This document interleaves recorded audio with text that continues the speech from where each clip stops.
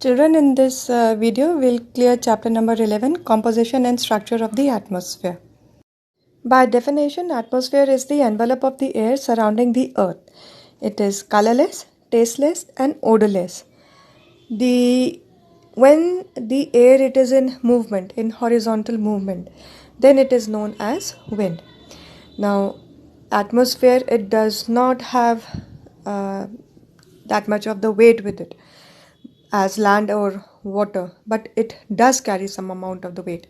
The pressure that it exerts on the surface of the earth, that is known as the atmospheric pressure. The composition of the atmosphere, it is the mixture of the various of the gases that totally surrounds the earth. It is the total envelope of the gases. Now it is held over there because of the gravity of the earth.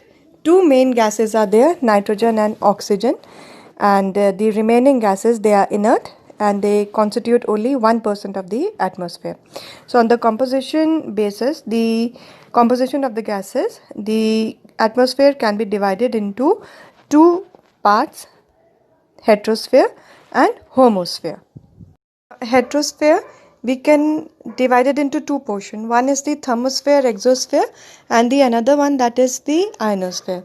Now the first one, thermosphere, exosphere, we vertically move upwards to the space, then about 480 kilometers above the atmosphere, that is nearly a vacuum, and it is known as the exosphere.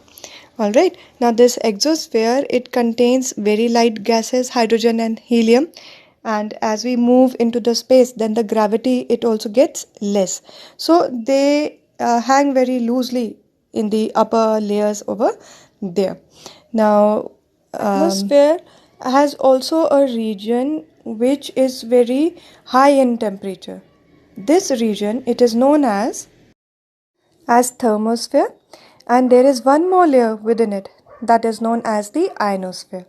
The work of thermosphere and ionosphere is to filter out the ultraviolet radiations and protect the earth's surface. Now ionosphere is known by the name of ionosphere because it is made up of the charged atoms which are known as the ions, so the name ionosphere. Next we have the homosphere. Now homosphere, it is the layer of uniformity as we vertically travel into the space of about 80 kilometers from the surface of the earth, because the uniformity of the gases, of the component gases, it remains almost the same. But there is one exception, and that exception is the concentration of the ozone in the ozone layer and the variation in the water vapor and the dust particles, the pollutants, near to the surface of the earth. Now, what are the major gases and their importance to life? Like we have nitrogen. Now, nitrogen, very small amount of the nitrogen that is absorbed by the soil and it is used up by the plants. We already know about the nitrogen fixation. Then we have oxygen. The oxygen is the life-giving gas that is for the planet Earth, where it is concerned. Then we have the carbon dioxide. It allows the lower layer of the atmosphere to be warmed up by the solar radiations. Because of it, almost the balance of the life is maintained. Then we have the argon.